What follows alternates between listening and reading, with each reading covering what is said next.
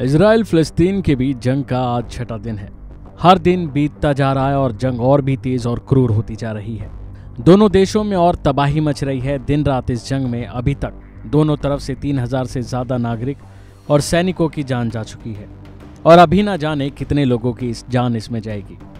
जाहिर है कि हमास द्वारा 6 अक्टूबर को इजराइल पर किए गए हमले को देश के 75 सालों के इतिहास का सबसे भीषण हमला बताया जा रहा है। लेकिन इस बीच इजराइल के प्रधानमंत्री बेंजामिन नेतन्याहू के बड़े भाई योनातन को लोग क्यों याद कर रहे हैं? आखिर दशकों पहले जो इंसान दुनिया छोड़ चुका है, लोगों के याद करने की आखिर अब वजह क्या है?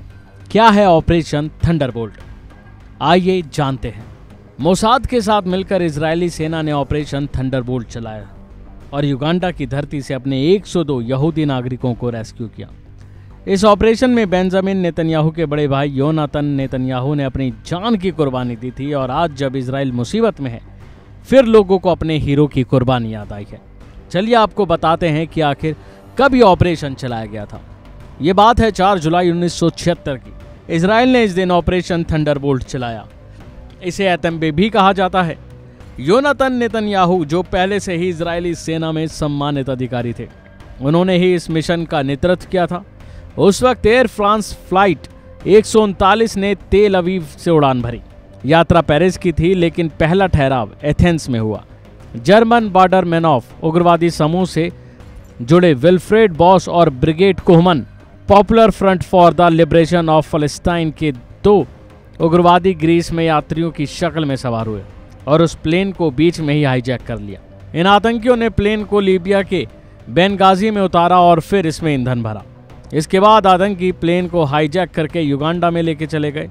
उस समय युगांडा तानाशाह ईदी अमीन के अधीन था, जो फलस्तीन का एक मजबूत समर्थक माना जाता था। इसके बाद उग्रवादियों ने विमान के 258 यात्रियों में से उन लोगों को रिहा कर दिया जो इजरायली या यहूदी नहीं लग रहे थे, और जो यहूदी थे उनको बंधक बना लिया। और उनकी मांग थी कि इजराइल, केन्या, पश्चिम जर्मनी और कुछ अन्य देशों की जेलों में बंद 53 आतंकवादियों की रिहाई की जाए। इसके जवाब में इजराइल ने उनसे लड़ने की ठानी और 4 हरक्यूलिस विमानों में लगभग 200 सैनिकों के एक कमांडो ग्रुप को मिशन के लिए रवाना किया। इजरायली कमांडो ने उस टर्मिनल को तोड़ दिया जहां बंधकों को कैद कर रखा था।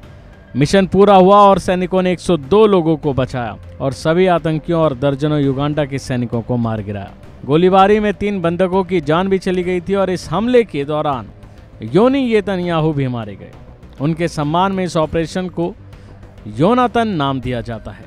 अभी के लिए फिलहाल इतना ही। बने रहिए वन इंडिया के साथ।